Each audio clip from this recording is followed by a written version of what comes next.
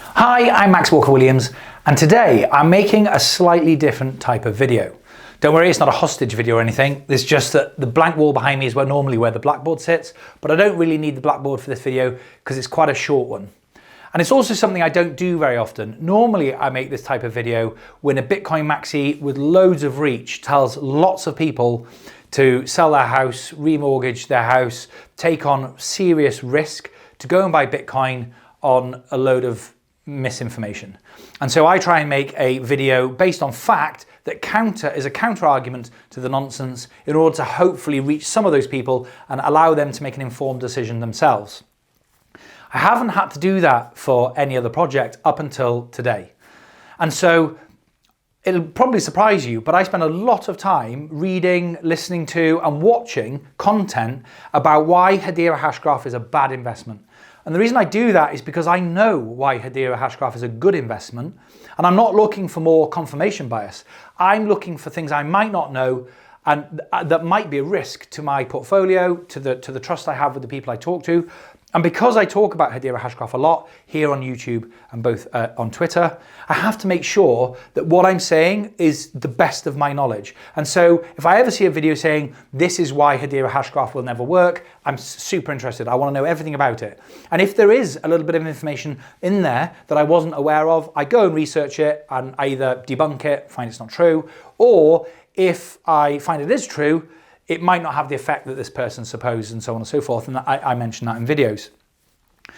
I've never had to make a video like this because most of the videos that I watch in that narrative are usually by what I call hippies who are in love with Bitcoin or Ripple or whatever, a bit of tribalism, and they just say, Hedera Hashgraph is centralized garbage. Well, I know that's not true. It's not even worth our time. So they're normally incoherent and it's messy, but I always watch them just in case they stumble across a nugget of information that I wasn't aware of. But I came across a video I've never had the type of before, and it's by a guy who runs a channel called OzCrypto. That's Australian crypto, I guess. And I'll put a link to the channel and the video in question below. And I was on Twitter at @Walker&Williams, and somebody sent me a link and said, Max, what do you think of this? And the link took me to this video. Go through my particular concerns around what they've done with the network that did lead to me getting rid of all of the Hbar that I held. And I thought, wow, okay, this is interesting. Started watching the video and the guy presents really well. You know, he's super professional, he's level-headed, and he says this isn't FUD, this is, you know, my opinion based on facts. And when I heard that, I was like, okay, wow, it really piqued my interest because I can't wait to hear these facts. And actually the video only has one fact in it, and that is that nodes on the network aren't punished if they're bad actors. So if you do anything bad, there's no consequences to that. View instead of switching it to open source had to do with governance, as in a concern bad actors could evolve out of that, which is still a legitimate concern because one of the things the Hedera network does not account for is slashing. And slashing is basically if you are a bad actor within those validators, you would normally, with slashing, lose your reward for participating. That doesn't happen in the Hashgraph environment. Which is fundamentally incorrect. There are absolutely consequences for bad actors on the network, and you will lose 100% of the money you've invested in order to run that node. And so that was a shame because it's just binary, it's either right or wrong and it's wrong. But then I realized, having watched the whole video a couple of times, that the guy might know about crypto. He speaks really well, and he clearly has given it some thought, and he genuinely says that he sold all his Hbar based on what he feels. The problem he has is that he's looked at Hedera Hashgraph in a vacuum. He hasn't looked at Hedera Hashgraph in any context, certainly not in the real world, and it seems to me, and I mean this with respect, it seems to me that he has a very basic understanding of economics, and also lacks a fundamental understanding of how sort of things happen in real world scenarios. So it's all very well and good being in a lab saying that this is dangerous or this is safe or this is great, but how does that work in the real world? Because the real world is where we all live, it's where we all invest, it's where our money is. And so although something might be true in theory or false in theory, does that apply to real life? And that's where I base all of my videos in real life. And I'll give you some really good examples of this. So Effectively, the first problem that OzCrypto has with HBAR is that it's inflationary. And what that means is there's 50 billion coins, and a lot of people made peace with that, and it actually doesn't really matter too much if they dump them all on the market at once and the price goes to practically nothing and then recovers, or whether they drip feed it, which is probably more sustainable. They drip feed it, and in theory it suppresses the price a little bit. But at some point we get to the 50 billion coins, and then that's the end of the inflation. So it's only inflation over a certain period, and it's known, there's a cap. So it's not really inflation, but because the number of coins isn't going up, just the number of coins in circulation is going up, but so is the demand. So I would argue that if demand for HBAR is up 5% year on year, and it's probably a lot more, I've not checked, but it's probably a lot more, and they're adding only 3% more coins, then actually the net balance of that is 2% in deflation. So there are less coins on the market, even though they're introducing 3% more are being bought than added, okay, over a year. So that point in itself is quite illogical, and you'd have to do a lot more research to know if that's actually having any negative effect at all, or even any effect on the actual ecosystem, on the value or the price of the asset. And he doesn't mention any of that. He just says it's inflationary by 3%.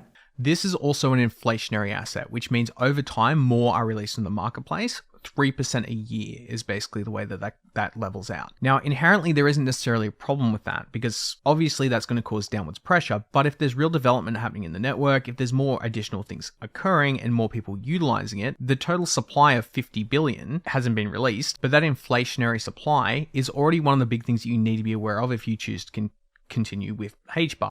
But how do you know? Because you haven't finished the rest of the calculation in the real world. Because in the real world, people are buying. Now, if they're adding 3% and people are selling at the same time, then yes, it compounds and that's a problem. But is that happening? He makes no mention. He doesn't even think about it, I don't think. The other thing worth to note about and this is where the economics comes in, is that I'd ask OzCrypto, what are you buying the HBAR with? And what are you expecting to receive when you sell the HBAR if you intend to sell? Fiat. Okay, so if, let's say that nobody is buying, nobody's selling HBAR, and they're adding 3%, so it's gross and net 3% inflation. So the number of coins in the ecosystem is going up by 3%, and we're not in the real world for a second, like OzCrypto, and nothing's changing, it's just 3%.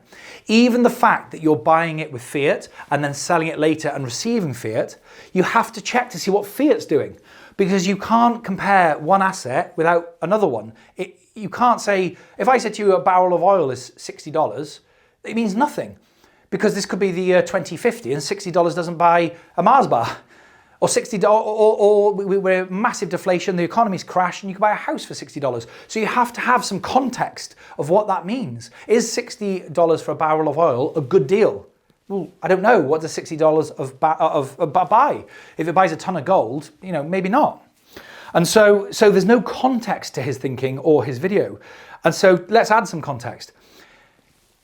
HBAR doesn't go up, doesn't go down, 3% inflation. I'm buying it with, in my country, pounds sterling, and inflation, according to the Bank of England's own official website, has been at 6.5% on average over the last 10 years. So even if I stood here with just holding a bag of HBAR, and I stood here holding a bag of pound coins, despite the fact that there's 3% more being created somewhere else, and therefore these are going down in value by 3%, the money is going down by double, 6.5%. And so it's still net deflationary. You're still better off holding HBAR than you are holding fiat. And being as you buy the HBAR with fiat money and you receive when you sell the HBAR fiat money, you have to compare one asset to the other. And so when you say deflation in the UK at the moment, inflation in the UK at the moment is at about 12.5% officially, more like 20% in real terms. And if you don't understand inflation and deflation, by the way, I made a video called The Money Supply Myth. I'll put a link in the description below. But if the money is going down in value by 20% and HBAR is going down in value by 3%, you're still better off buying HBAR with money, holding the HBAR for as long as you want to, and then selling it for the money, because you will have lost less money in HBAR than you will have just holding cash. And so you can't just mention inflation or deflation without some context. And then the other really big beef I have with this video and the misinformation in this video is that I think OzCrypto says actually that this is the biggest risk, is that if somebody controls a third of the network, then they can corrupt the network. They can destroy it, they can crash it, they can ruin it and take Hbar to zero, and Hedera Hashgraph is over. Somebody was able to control a third of Hbar's supply, they could change the rules. And that's true. But how would that happen? Because although it would obviously take a decent amount of wealth in order to do that, the incentive to do it will actually get higher as more and more industry players become involved, because disrupting industrial use, resulting in industrial espionage, which is a multi-billion-dollar a year environment, I don't personally want to be involved with that project. Okay, well, let's look at it. In order to have control of the network, you have to have nodes. In order to have the nodes, you have to have Hbar. So you'd have to buy 33% of all the available Hbar in order to control the network. That is almost, there are far bigger risks than somebody buying a third of Hedera Hashgraph, a third of the 50 billion tokens. It's almost impossible. It's its own safety mechanism. And believe me, this is not just my opinion. Many, many greater men than me have tried cornering an asset market. And I'll give you an example in a minute, just to show you how ridiculous this misunderstanding of cornering an asset is. So his example of this is, which is even more counterintuitive, is the more successful Hedera becomes, the more incentive there is for a group of people through industrial espionage, Greenpeace trying to upset all these big businesses, for them to buy 33% and a third of the Hbar in order to then change the orders, mess up the system, change the rules, crash the whole thing. Okay, so they buy £1,000 worth of Hbar, and then they buy £10,000 worth of Hbar. The more Hbar they take out of the system, the more the rest of the Hbar in the system goes up in value.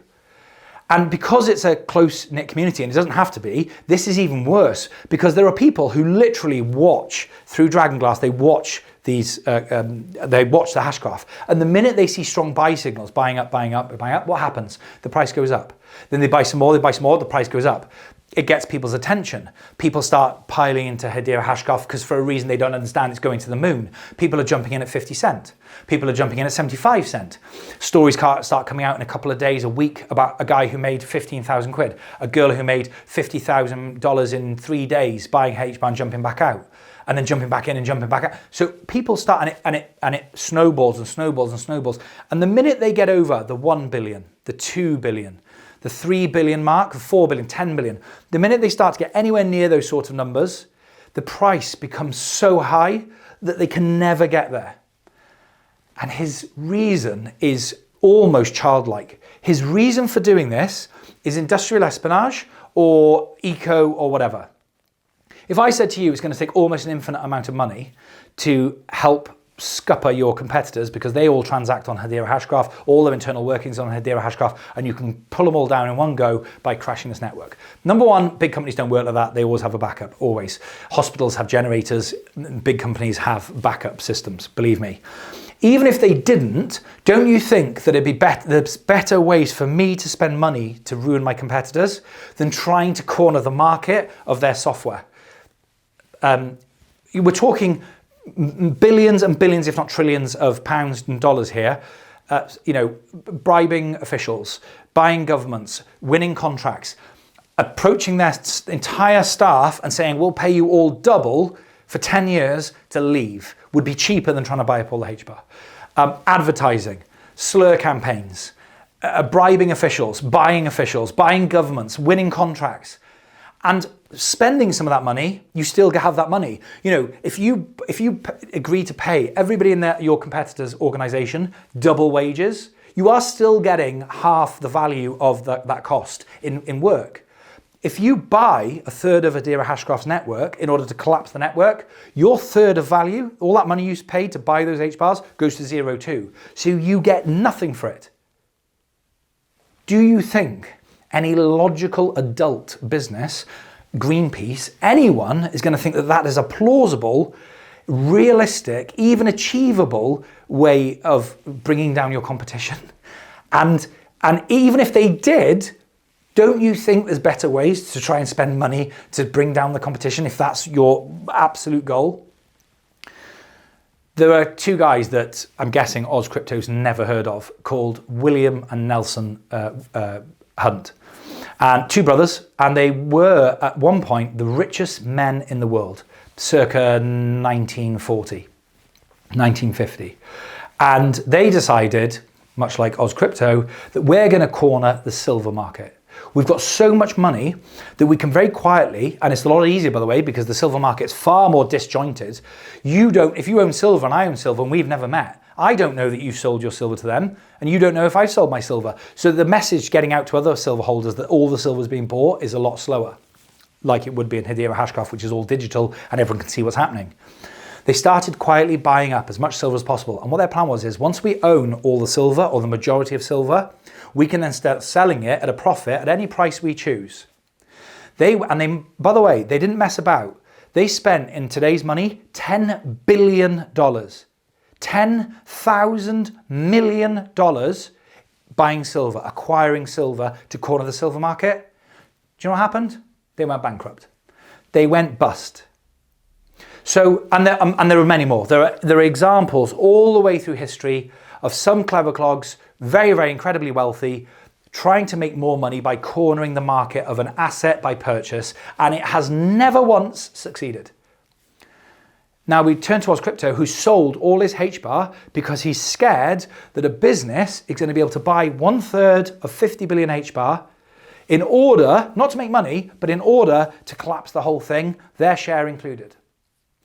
This is why I felt I had to make the video. If OzCrypto, I respect the guy, if he had a multicolored mohawk and was just talking gibberish, I'd probably ignore it. But he's a credible person. He just doesn't have an understanding of things in context. And I just wanted to make this video so that you had something to watch in a counter argument to that video. I hope this has been helpful. As always, thanks ever so much for watching. I'll see you soon.